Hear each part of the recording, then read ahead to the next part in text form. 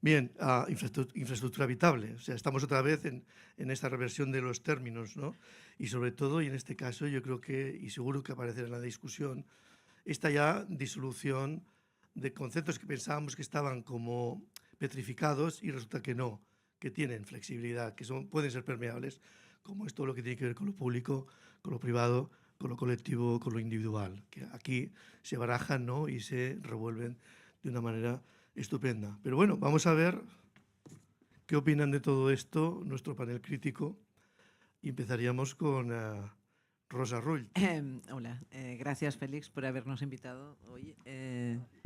Bueno, lo primero es como reconocer un poco el valor, que seguramente no te lo había dicho nunca personalmente, de esto de las cápsulas.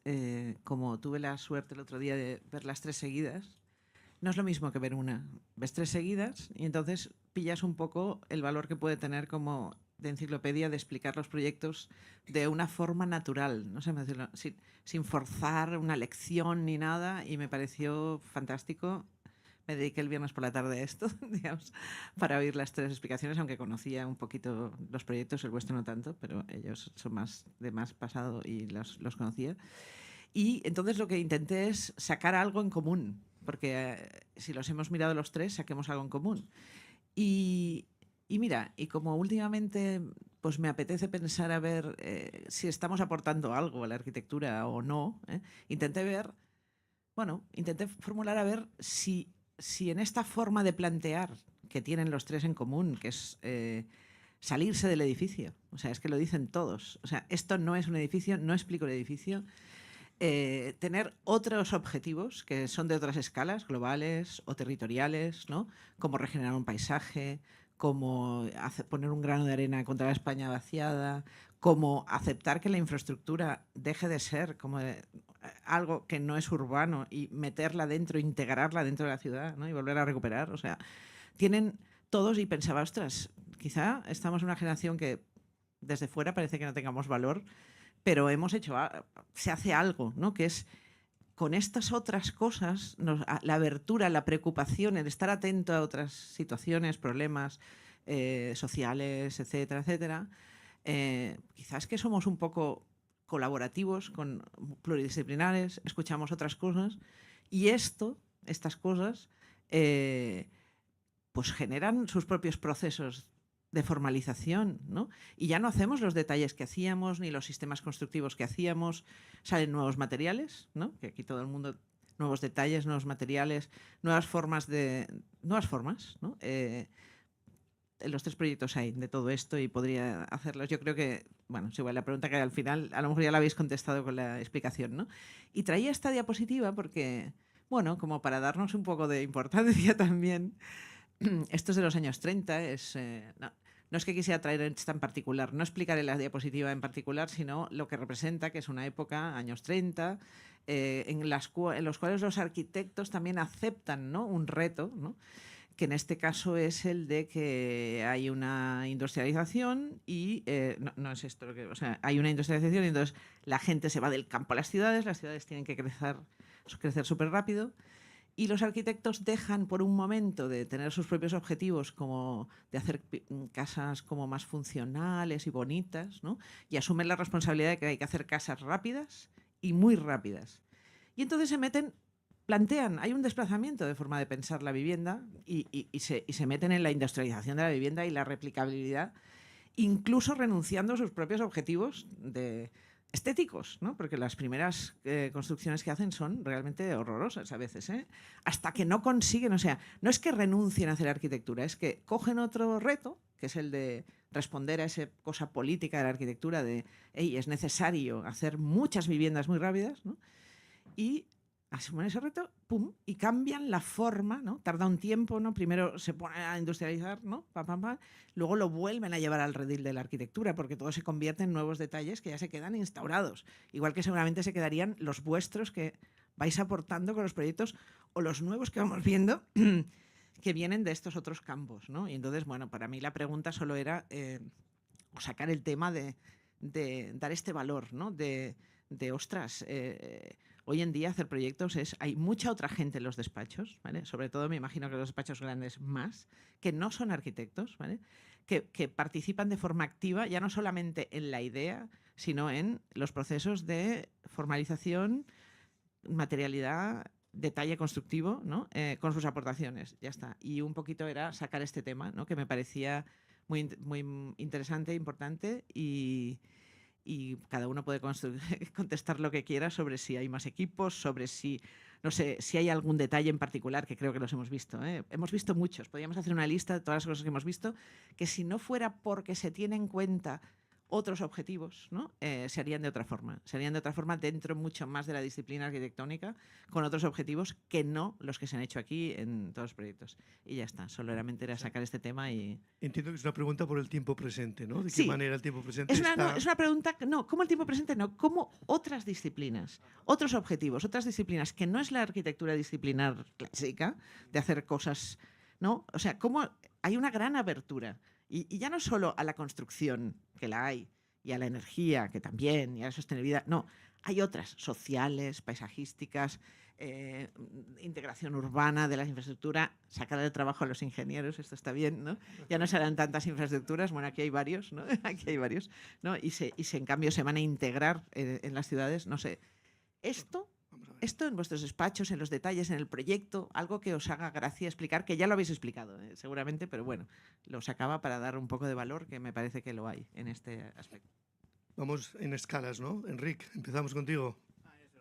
Sí, No es... se puede responder y Es además... directo. Sí, sí.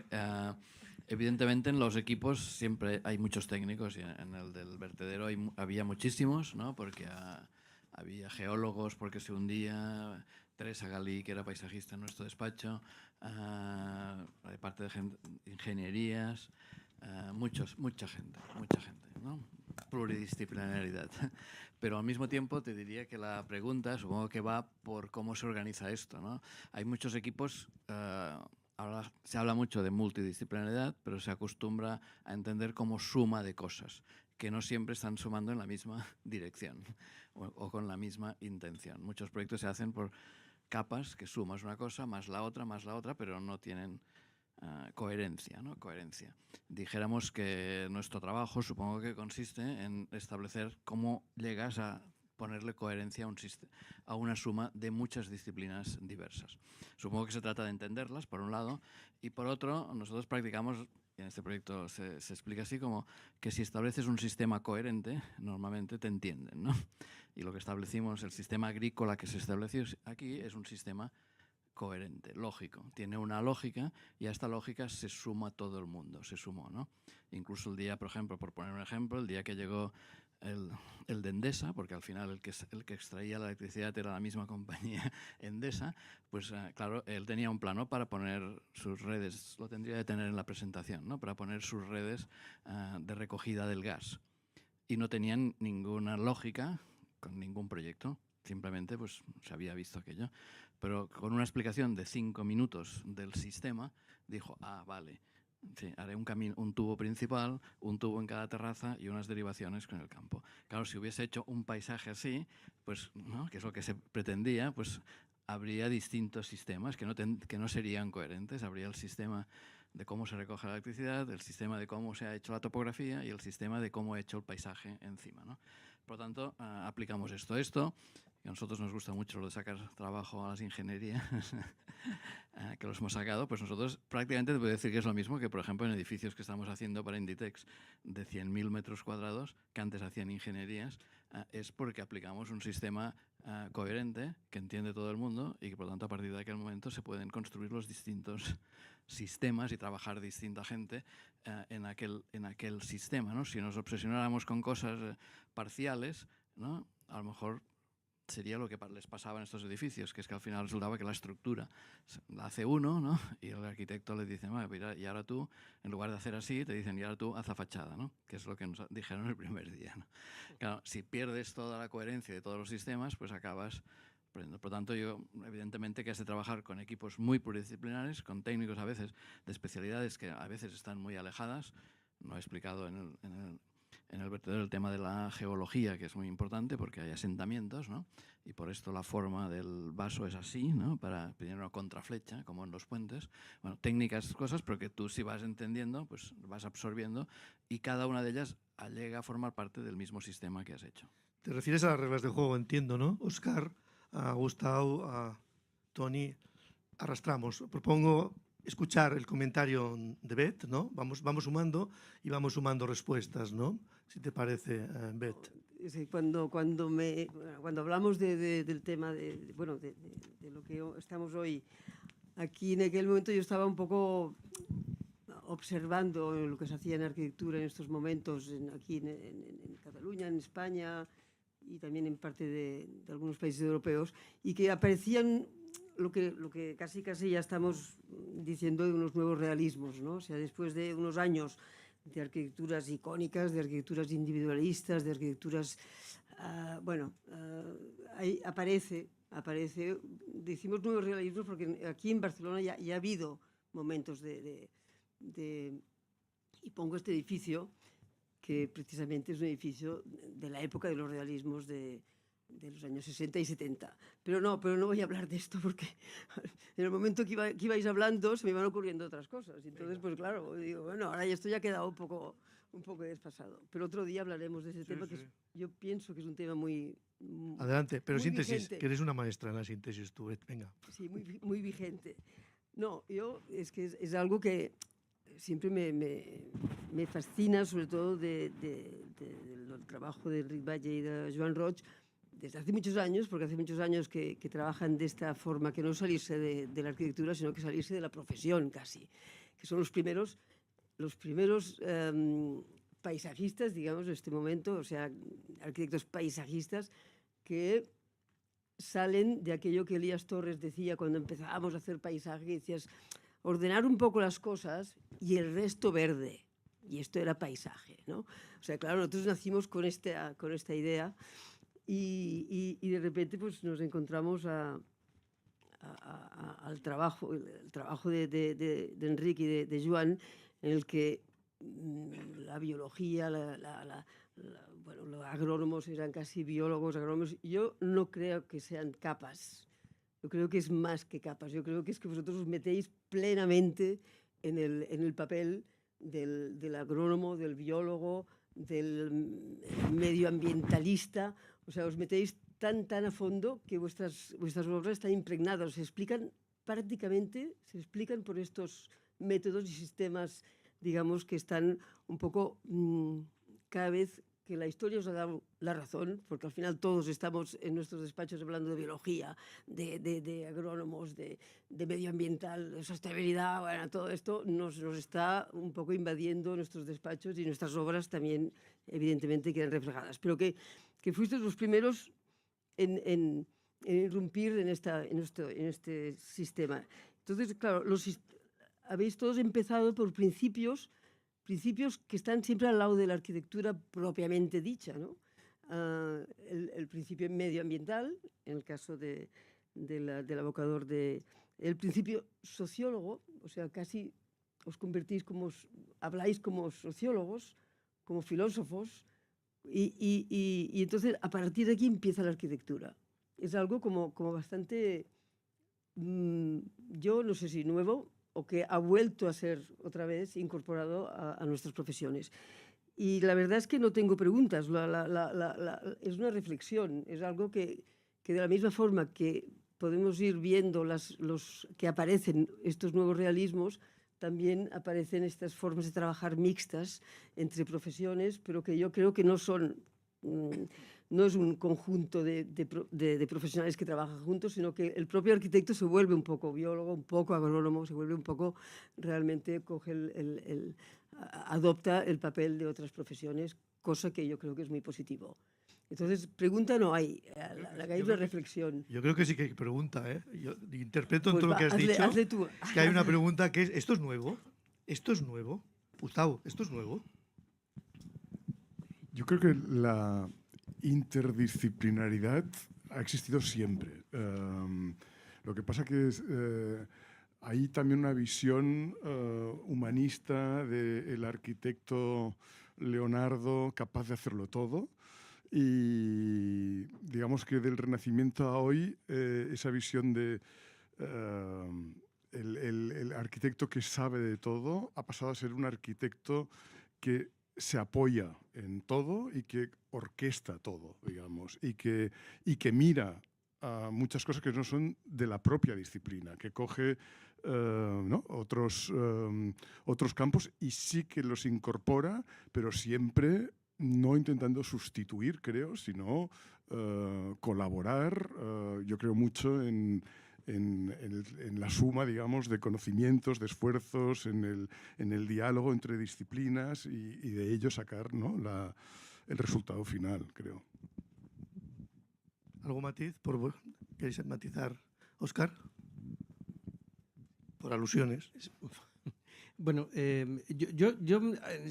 esta pregunta es recurrente, además yo creo que muy pertinente. Y yo siempre utilizo una metáfora, ¿no? Hace más o menos, pues vamos a hablar que pues un siglo y algo, el muro, ¿no? Los muros estaban construidos por un único material. Eran todo ladrillo, eran todo piedra y ya está, ¿no? Y es lo que era, ¿no? Pero hoy en día la evolución que hemos tenido en el confort, la evolución que hemos tenido en la protección, en digamos, la propia evolución incluso de la industria, en algunos puntos más necesaria, en otros puntos más innecesaria, lo que ha hecho es que el muro sea un conjunto de capas, ¿no? Y que ese muro al final sea una suma de distintas capas, de distintas cosas y no sé qué. Pero alguien tiene que hacer el muro, ¿no? Alguien tiene que hacerlo. Entonces, claro, es el tema de que sea multidisciplinar, evidentemente tiene que ocurrir, más en un mundo como el que estamos ahora mismo. Pero hay que tener cuidado, ¿no? Porque no sea que a lo mejor lo multidisciplinar sobrepase lo que es nuestra propia profesión y empecemos a ampliar, como ocurrió, creo que eran en los años 70, 80, que digamos que otros lenguajes empiezan a implementar, empiezan a superponerse, empiezan a aparecer otras palabras, empezamos a apropiarnos de injertos, ¿no? Que no tienen nada que ver, digamos, con lo nuestro, porque lo que tenemos que hacer es no perder la perspectiva de que nosotros somos los que al final definimos el muro. Y las manos que lo tienen que hacer, que es una buena alusión también, ¿no? Es todo un tema, de hecho. Vamos a ver en este recorrido, bueno, hay que tirarse a la piscina. Espera. ¿No tienes micrófono? Toma, te doy el mío. Hola. La imagen es de catálogo, como podéis ver, porque en realidad la pregunta venía sin imagen, ¿no? Y Félix decía, hombre, una imagen hay que poner. Pues venga, esta. ¿A que no adivináis de qué va? Diseñar con el clima, esa frase tan bonita, es algo que no nos pertenece como generación, ni como siglo, yo diría ni como los últimos 100 años, ¿no? El diseñar con el clima es algo inherente a toda sociedad orgánica, ¿no? Que es como llamamos ahora a esas sociedades que no conocían la industrialización, porque no había alternativa. Incluso la sistematización moderna de qué significa eso de diseñar con el clima es de 1963 o antes, ¿no? de Victor Olgay, que es esos gráficos que siempre han aparecido en algún momento en las clases de Condis, pues son suyos.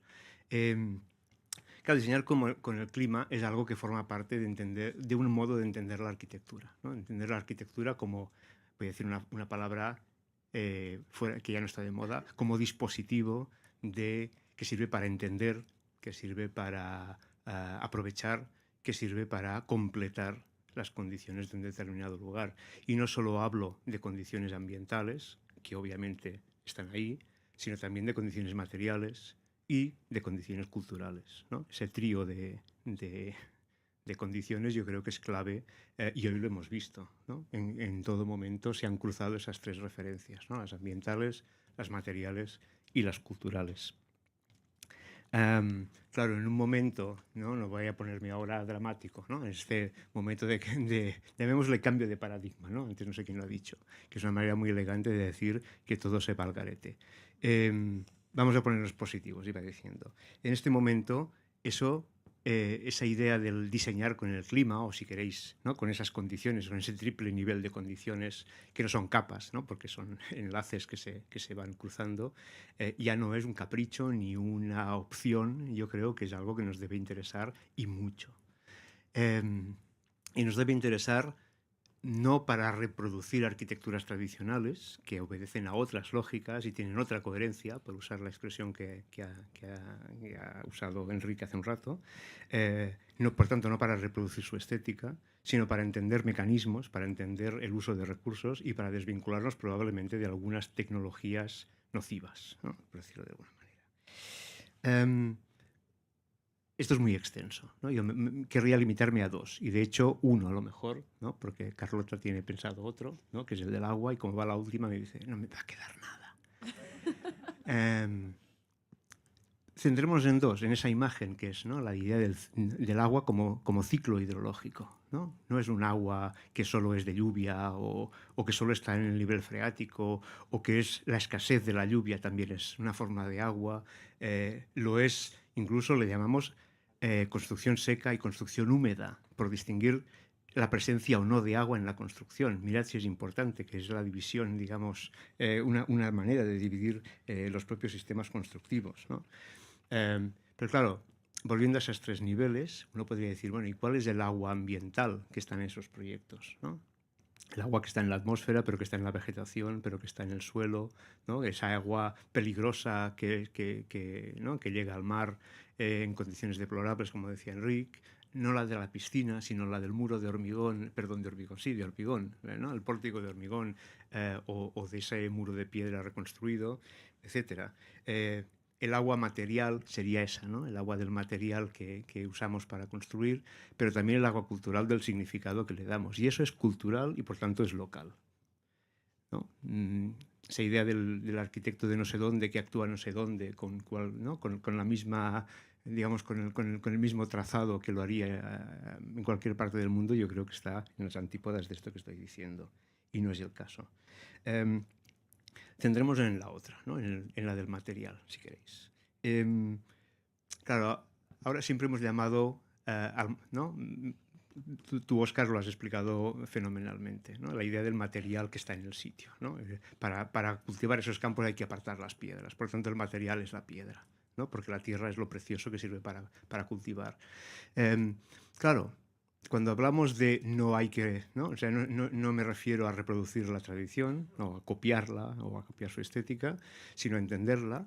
De repente el material puede ser la piedra del lugar, puede ser la que aparece por unos medios un poco más sofisticados, que es dragar el fondo del mar, pueden ser las basuras del Garraf. Eso es material local, ¿no? Estrictamente hablando, si hablamos de la construcción como el uso inteligente del material disponible, pues claro, ¿dónde está el cambio de paradigma ahí? El cambio de paradigma es que de repente el material disponible son centenares de metros de basura o tecnologías que nos permiten reutilizar la piedra colgándola desde unas jaulas, ¿no? Y para mí ese cambio, ¿no?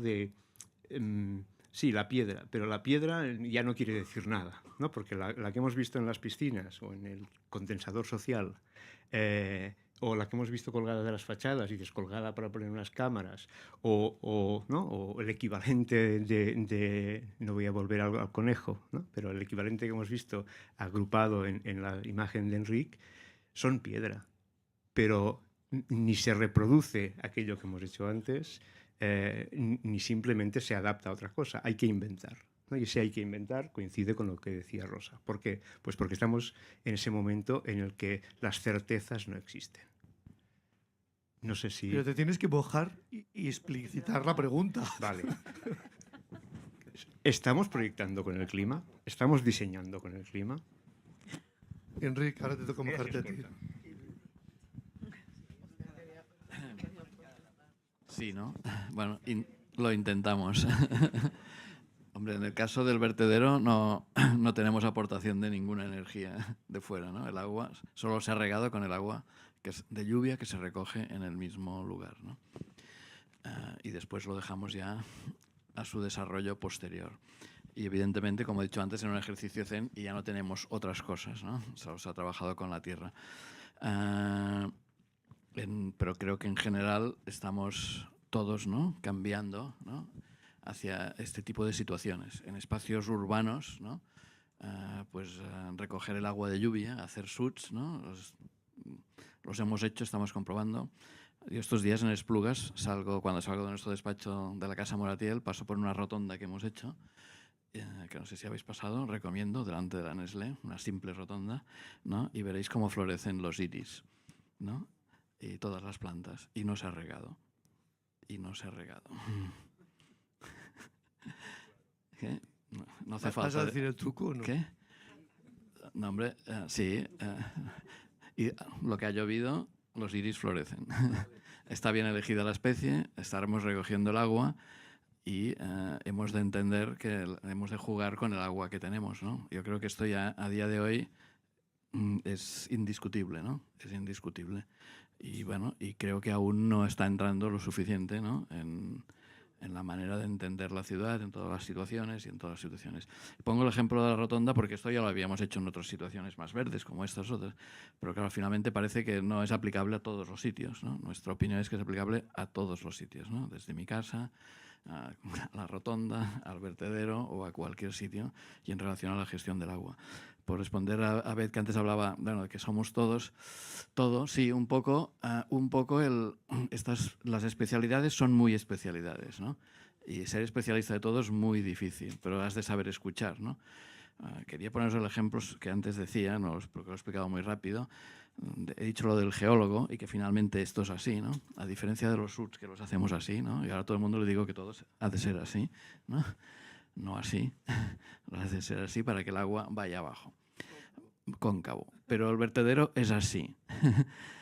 El primer proyecto, cuando empecé el proyecto incluso yo con mis croquis, yo enviaba el agua al medio del vertedero, porque ya habíamos hecho otros parques agrícolas como en Sant Cugat y decíamos, no, claro, la agricultura, el agua irá al medio, ¿no? No sé si me explico, será así y tendrá una espina en el medio.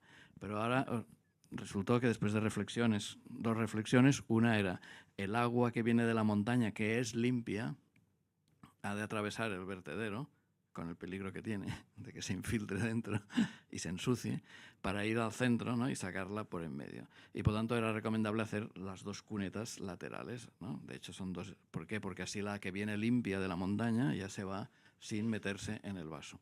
Y además el geólogo, que esto era una especialidad bastante alejada de lo que nosotros estábamos avezados a entender, hablaba de que, claro, donde hay más altura se asentaría más y por tanto era como un puente y se le tenía que dar contraflecha y por tanto había todo un tema de estudios geológicos y entonces el vertedero es así porque con el tiempo se asienta y se queda horizontal, ¿no?, o más horizontal. Y por tanto la suma de la geología con la suma de las aguas conforma una idea que no es completamente diferente del sistema hidrológico instalado primero.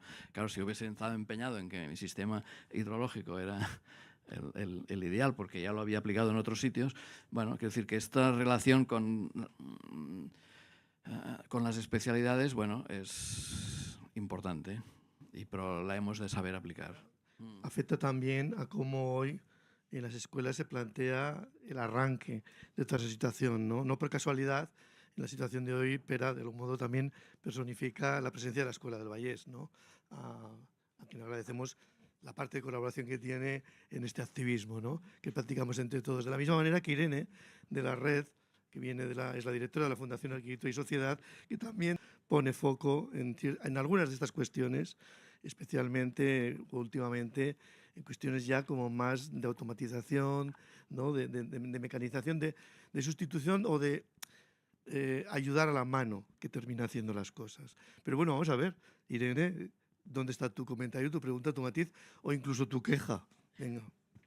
Bueno, pues justo Félix conocerá que en la Fundación Arquitectura y Sociedad hacemos anualmente un workshop para estudiantes de arquitectura, el Campus Uzama, y ahí siempre se trabaja bajo la premisa de que la realidad es la mejor oportunidad para hacer arquitectura, para no evitarla. Justo en vuestros proyectos hay un hilo conductor de esta regeneración del lugar, algunos lugares como muy hostiles, por ejemplo el vertedero, y a pesar de que tienen como como bueno, casi como un exceso de lugar, evidentemente presentan un potencial inherente para hacer arquitectura.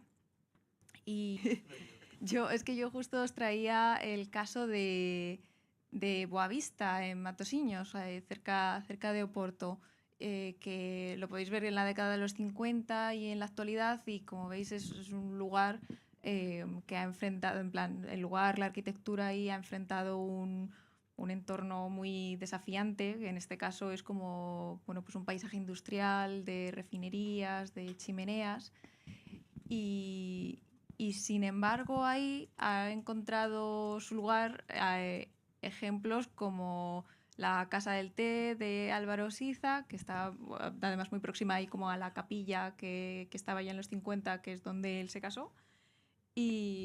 O el primer proyecto conocido de Soto de Moura, que, bueno, si se ve ahí como en la columna de en medio hay unas chimeneas. Es un proyecto del 79 y, aunque no está construido, eligió precisamente este lugar de las refinerías para implantarlo, ¿no? Entonces, parece bueno, que yo creo que es interesante cuestionar la percepción en plan convencional que hay de paisajes como menos deseables, por así decirlo, y de realmente del potencial y de la capacidad que tiene la arquitectura para humanizarlos. Y además, justo es que cuando estáis presentando parece que al final como que la clave de vuestros proyectos está mucho en la atención a lo preexistente, en la técnica, precisamente, en la recuperación de la agricultura, de la artesanía, y eso a la vez hace como unos proyectos como tremendamente contemporáneos, ¿no? Que son capaces de solucionar y atajar problemas como, pues, la gestión de los residuos, el reto demográfico, y entonces con esta, o sea, que bueno, también lo ha comentado Rosa y tal, pero con estos descubrimientos me gustaría preguntaros, yo sé que tengo como la pregunta que, bueno, a mí me gustaría saber qué paisajes consideráis vosotros que merecen una reflexión arquitectónica en la actualidad, y a la vez, bueno, cómo pueden la artesanía y la industria precisamente acompañar para hacer frente, para transformar, para humanizar estos paisajes que son como menos deseables. Una pregunta muy general, pero... Y estoy totalmente de acuerdo en que la arquitectura es capaz de transformar estos espacios, pero yo creo que cualquier paisaje merece la mejor atención, dijéramos, ¿no? Y en ese sentido, y ligando un poco el discurso que habéis ido comentando en las preguntas, en nuestro caso, por ejemplo, yo creo que es un hilo conductor también de los proyectos de hoy, aparte de la regeneración, yo creo que también es un poco aquello que comentabas tú, Rick, de la sistematización. O sea, en nuestro caso, hemos sido menos es el proyecto en donde hemos sido menos arquitectos, ¿vale?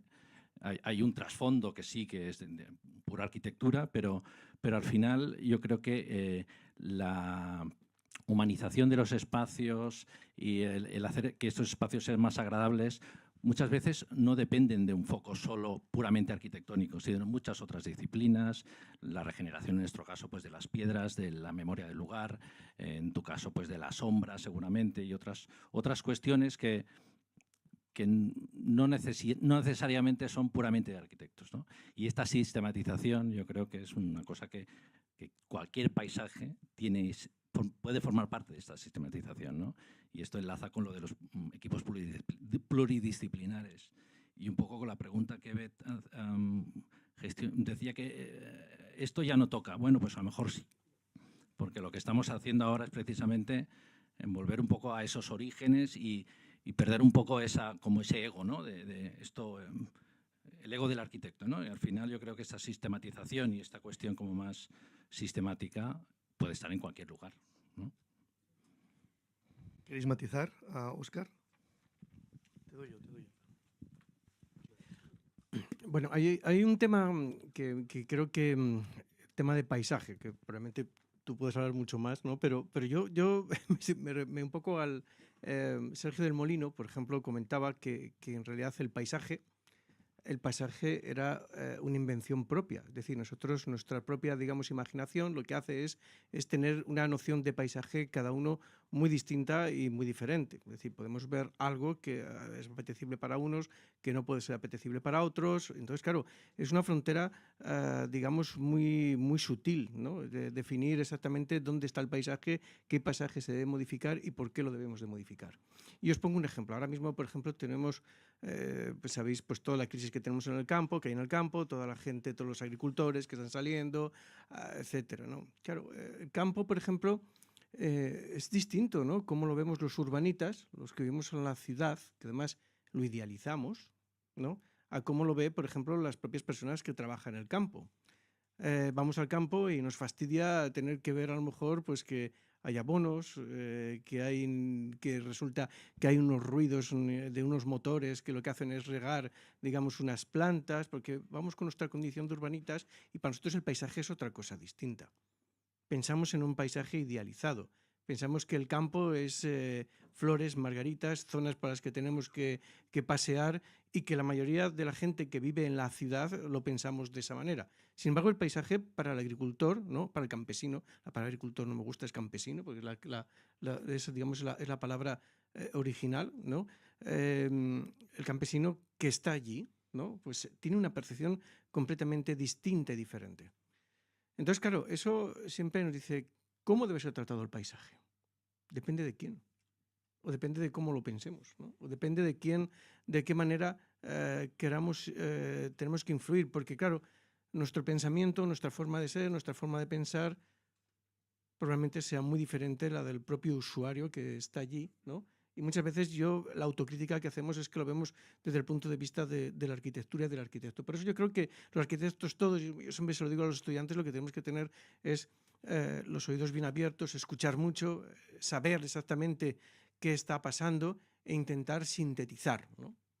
Y lo llevo a mi campo, que es el tema por ejemplo, de hoy de las piscinas, pero que hemos hecho en otros edificios. Al final, de lo que se trata es de alguna manera hacer esa síntesis, ¿no? El edificio como un resumen de conocimientos, ¿no? Como una suma de conocimientos. Y esa suma de conocimientos tiene que ver con las lecturas que tenemos alrededor de absolutamente todo. Porque al final el paisaje también son esos edificios.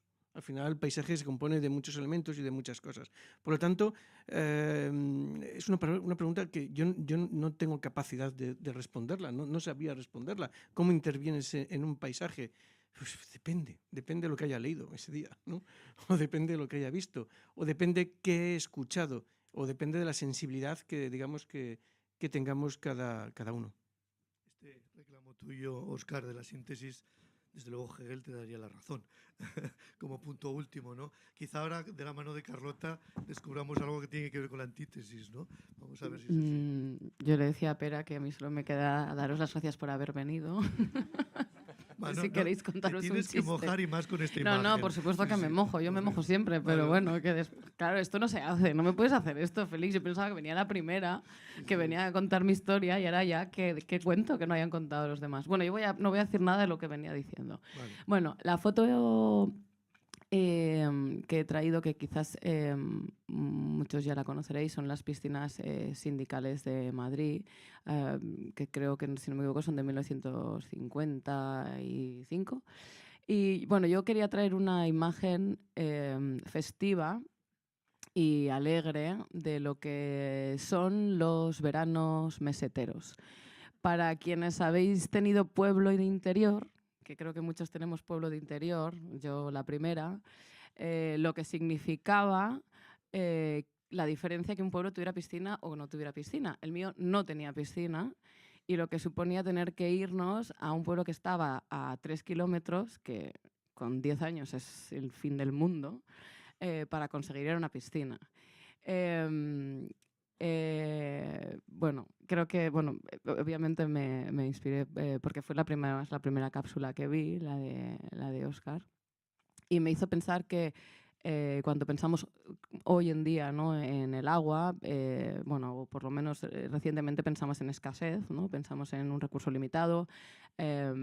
Sin embargo, yo quiero pensar en la que a través de la arquitectura y a través de la construcción y a través de la tectónica seremos capaces de buscar sistemas para poder reutilizar ese agua, para poder, como explicaba también Enrique, recoger ese agua y no tener que hacer duchas de 3 minutos en el gimnasio, que me parece muy bien, pero me refiero a que podremos usar sistemas para realmente poder disfrutar del agua, que es el maravilloso recurso que da la vida, y que en el interior sin agua no somos nadie. Bueno, aquí vemos que está muy densificada la piscina, pero bueno, tampoco nos íbamos a la costa como nos vamos hoy en día.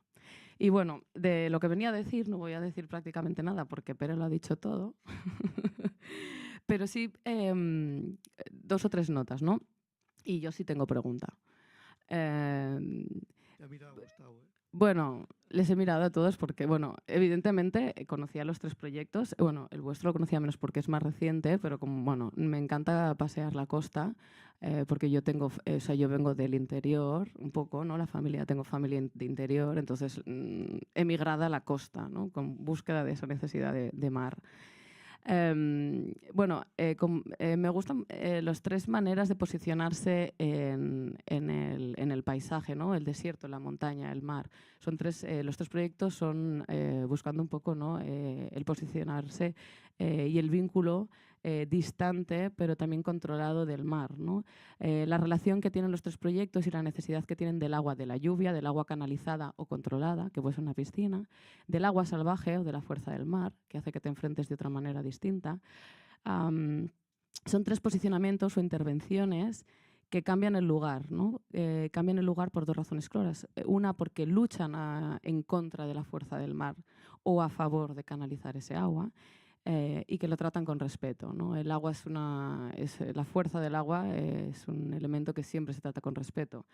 Y luego como resultado, esto es un tema, ¿no? Que ha sacado sobre todo igual Óscar, pero al final son 3 lugares que se transforman, el agua hace que se transforman y devuelven a ese mismo lugar la vida. Y la vida que son las personas, ¿no? Con lo cual volvemos a lo mismo, somos agua, la vida, ¿no? Necesitamos agua para vivir, el agua de la lluvia, todo. Ya sé que tú venías a hablar del agua, Pera, pero déjame un poquito hablar del agua. Agua para todos. Y si conseguimos desalificarla, más. Además, estos proyectos, los 3, transforman lugares porque construyen o reconstruyen, porque hacen que la gente no se vaya, porque hacen que la gente vuelva o porque hacen que la gente lo descubra por primera vez.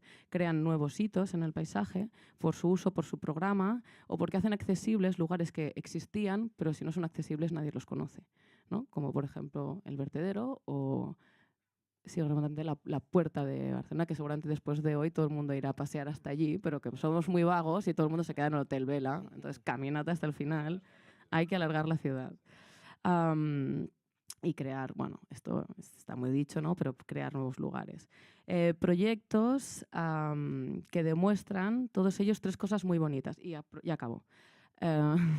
Una clara voluntad de ser consecuentes con el territorio, de ser consecuentes con el material y de ser consecuentes con la eficiencia, ¿no? del uso de su materialidad y de sus recursos. Y por otro lado, un gran conocimiento, una cosa muy bonita de los 3 proyectos, creo que hay un gran conocimiento tectónico de los métodos de construcción, de los sistemas de construcción, pero además hay un proceso de investigación en los 3, ¿no? Hay un proyecto, bueno, quizás Enrique decía, había solo una sección, había un único detalle, pero no es verdad, al final había un detalle que venía de muchos años de conocimiento, ¿no? Y que se va transformando y que sin embargo en los 3 proyectos hay una voluntad de, aparte de ser eficientes, ¿no? Pues reaprovechamos un prefabricado que ya existe, pero sin embargo nos metemos en el margen que nos dejan seguir investigando un poco más y son proyectos que nos permiten seguir investigando en la construcción. Y para acabar, son 3 proyectos muy bonitos porque os dan un despojo y convertís arquitectura y convertís ciudad.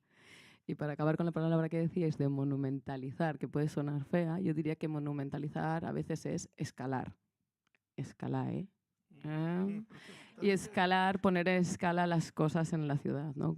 A veces esa puerta da escala a un territorio, a veces esa piscina da escala a un pueblo, a una actividad, o puede dar escala a un paisaje que antes no conocíamos. Y la pregunta viene y dice, ¿os habéis planteado en este proceso creativo o constructivo el escenario drástico de un cambio climático en el que sube el nivel del mar, en el que no hay agua para utilizar? ¿Y qué pasa con vuestras infraestructuras, proyectos?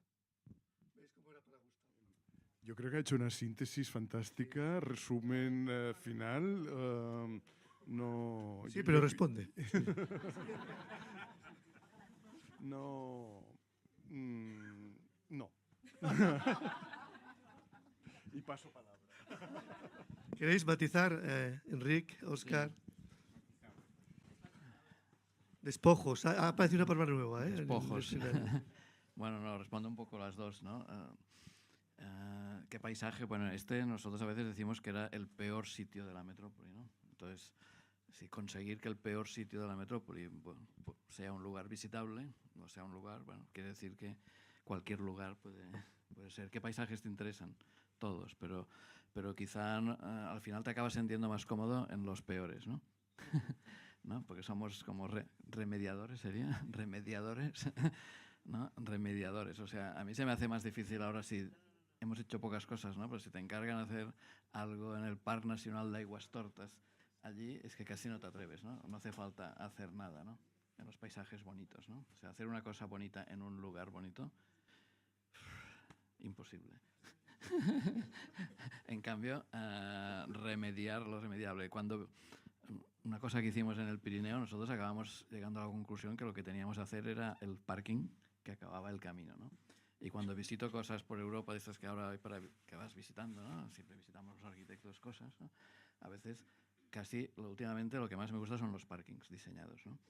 Porque quiere decir que el tío que lo ha hecho, o la señorita, o el señor, lo que hace, dijéramos, es entender, ¿no? Que hará el parking y de allí tú ya te espabilas para ver la ruina o para ver la belleza del paisaje o para ver lo que sea, ¿no? Atreverse a poner la mano dentro de aquello que está bien, casi no hace falta, ¿no? Casi no hace falta. Y por tanto lo que haces es corregir los paisajes estropeados o corregir aquella función que pasa allí que está estropeada. Bueno, ¿no? Y a veces visitas cosas, que hay algunas, ¿no? Premiadas incluso, que vas a visitar la cosa que la han puesto encima del sitio y entonces yo fotografío el parking, que no lo ha diseñado y se ha olvidado de él porque no le da importancia a este final, ¿no? A esta situación. Agua, nos sobra agua. Lo que pasa es que la gestionamos mal. ¿No? En Barcelona tenemos una depuradora en el Prat que tiene agua para regar todos los parques de Barcelona 10 veces al día. Lo que pasa es que no tenemos el tubo hecho o los camiones para ir a buscar y nuestros pobres árboles están muriendo. Danos una alegría, Óscar, alguien ve.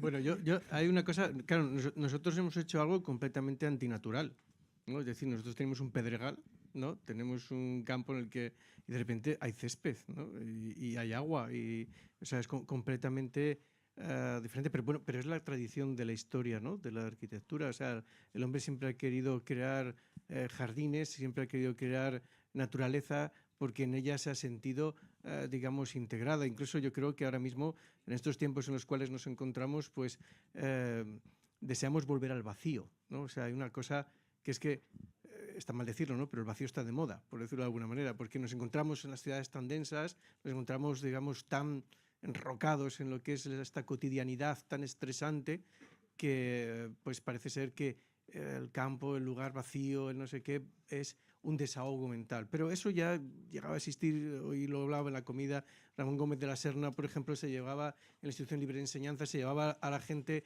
a las cumbres de Navacerrada y entonces empezaba a mirar y decía, el mar de Castilla, no sé qué, y decía, ojalá, en un momento, ojalá pudiera estar a la altura, la gente de España pudiera estar a la altura de su paisaje, ¿no? Y claro, entonces pues era el paisaje sanador, ¿no? Y era el lugar de sanación. Pero un poco a la pregunta que tú has hecho más concretamente, ¿no? Más concretamente, hay Harari, le leí el otro día que decía una frase que yo creo que es totalmente fundamental, ¿no? Y que viene un poco también a colación de lo que has dicho. Es decir, no existen problemas. Lo que existe es todavía falta de conocimiento. Además, todos los problemas se van a resolver o podemos llegar a resolverlos, porque esa es la historia de la humanidad. Siempre hemos tenido problemas, ¿no? lo hemos demostrado con las enfermedades, lo hemos demostrado con 1000 cosas. El tema es una cuestión de tiempo, ¿no? Es decir, que los sucesos, ¿no? De alguna manera sean coincidentes con el tiempo en el que nosotros sabemos resolverlos y podamos resolverlos y tengamos ese conocimiento para poder resolverlo. Por lo tanto, yo soy positivo, lo que dice Félix, ¿no? Yo soy positivo. Si es que vamos a tener... Pero ¿cómo podemos estar hablando de sequías cuando tenemos un 70% del planeta que es agua, ¿no? Entonces, tenemos un problema, que ese problema es que no hemos invertido el suficiente conocimiento para poder aprovechar, digamos, ese agua. Y probablemente no estaríamos hablando de esto. Y a lo mejor dentro de X años, si todavía sigue esto, ¿no? Sea otro problema muy distinto y el tema del agua esté resuelto. Por lo tanto, soy positivo. Simplemente es encontrar el momento en el que tengamos ese conocimiento. Bueno, y es bonito que confíes en ti mismo, ¿no?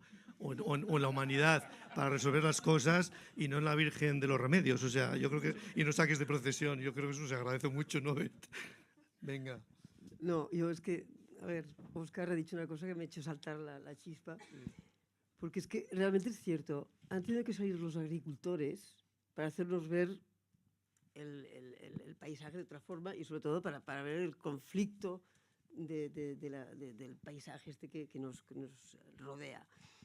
Pero es que cuando salen por televisión explicando para que plantar una col, la burocracia que tienen que sufrir esta gente, no, yo lo único que pensé, dice, hombre, es fantástico, han salido estos señores para decirnos lo que nos pasa a los arquitectos, que es la burocracia que está matando la arquitectura. Y lo peor es que la administración pública es la principal culpable. Y perdona si aquí hay alguno de la administración pública, pero tengo una edad que puc dir tot, tú. Y por lo tanto, estoy convencida que la administración pública podría cambiar las cosas entre nuestra profesión que nos matan a burocracia, pero es que además que están pasando cosas que no las quiero contar porque me voy del tema. Félix, perdón. Sí, pero es que tienes mucha razón, no me extraña. Me has hecho saltar la chispa cuando has hablado de los agricultores. Es nuestro problema. Hace tiempo que lo estamos hablando con la boca pequeña. No tenemos tractores, pero tenemos voz. O sea que, a ver... No, haces bien, hay que quejarse. Es verdad que también en la formación BET, la cultura del checklist, la cultura del reporting, efectivamente está destrozando el tiempo que necesitamos para como decía Óscar, dedicarnos un rato a resolver cosas, porque es que si no, solas no se resuelven, ¿no? A ver, yo quería, y estamos terminando, algunos de vosotros sabéis que soy riojano, ¿no? Y hablamos mucho del agua, pero también está el vino, que es una solución ancestral que permite que los niños no cojan enfermedades, además, por ejemplo, porque es un agua ya inofensiva en ese sentido. Y también tengo que declarar como riojano y como logroñés que para mí de pequeño ir a la playa era ir a un sitio con guijarros. De hecho, yo tenía playa ahí en Logroño, íbamos a la playa, sí. Y de hecho cuando ya vine al litoral y descubrí la arena, dije, pues, ¿cómo se lo complican esta gente, ¿no? Con esta cosa tan pegajosa? En fin, hablo de la perspectiva, ¿no? Y del truco que hemos hecho hoy, si me perdonáis, para empezar a hablar de regeneración en serio, ¿no? Con datos, con tectónica, como se ha dicho. Me parecía importante para poder entender esta cuestión o esta palabra, irnos al campo, efectivamente, irnos fuera, lo más fuera posible, porque me parecía que iba a ser como más comprensible saber de qué estamos hablando. Pero cuidado, que esto sigue. Estamos en una lógica de activismo, estamos en una situación implicados con la industria, ahora recordaré a los compañeros del Consejo Editorial, pero esto afecta a la ciudad, este concepto, la regeneración. No querría terminar la sesión aprovechando que veo por ahí a Julián Galindo y a Alba Tierz, Julián lleva la investigación, el trabajo desde la Escuela de Barcelona de precisamente este término, Julián, regeneración urbana, ¿no? Y Alba es una alumna brillante que el otro día recogía, ¿no?, un premio en la Academia de Bellas Artes de aquí de Barcelona en base a un trabajo de regeneración urbana. Simplemente os reto porque esto va a seguir. Nuestro siguiente paso, compañeros, nos vamos a Valencia, ¿no?, a discutir con los valencianos sobre esta cuestión, qué pasa con la regeneración cuando miro ya directamente, no el borde, no fuera, el corazón de la ciudad. Julián, en un minuto nos defines regeneración urbana y Alba, en un minuto, ¿qué te llevas de la conversación de hoy? regeneración es evolución. Y por lo tanto, todo esto que habláis, ¿no?, de lo orgánico, ¿no?, es aplicar simplemente aquello que la biología nos marca para dar continuidad a una realidad que ha de cambiar. Por lo tanto, no se trata de mejorar, no se trata de maquillar, de hacer lifting, no, se trata de transformar, evolucionando, cambiando. Por lo tanto, hemos de aplicarnos este cambio, como veo que muchos ya os lo aplicáis en la manera de pensar y en la manera de actuar. Gracias. Bueno, yo creo que quizás agradezco principalmente a Óscar, porque yo soy de Huesca, soy de esa España vaciada, soy de Aragón, de esos parques eólicos que ahora están cada día más poblando mi tierra. Y agradezco también el hecho de que la arquitectura no se quede solo en las ciudades, sino que también entre en el campo, entre en lugares que no concebimos como entornos urbanos y que en realidad residen en las pequeñas cosas, en un muro, en un espacio y al final en la gente que también reside allí y también merece oportunidades. Así que muchas gracias. Y ya está. Pues nada, como de bien nacidos es ser agradecidos, también nosotros, en nombre del Consejo Editorial, en nombre de mis compañeros de Ferran, de Pep, de Birgit, de Vicente, de Marta y Sandra, de Jorge, José Luis, es decir, de Cricursa, de Lamp, de Gece, Cosentino, Figueras, Jansen, Mandaluz, que hacen posible este activismo, este encapsular en el que estamos todos implicados y, como ya digo, seguirá dentro de nada en Valencia y en Sevilla, ¿no? Este año nos toca movernos un poquito. Pues nada, os citaremos cada semana con las cápsulas para mantener esta discusión, que intentaremos también encontrar la manera de abrirla, que no sea solamente informativa o documental, sino que empiece a aparecer ya como un feedback, una respuesta por parte vuestra. Muchas gracias a todos.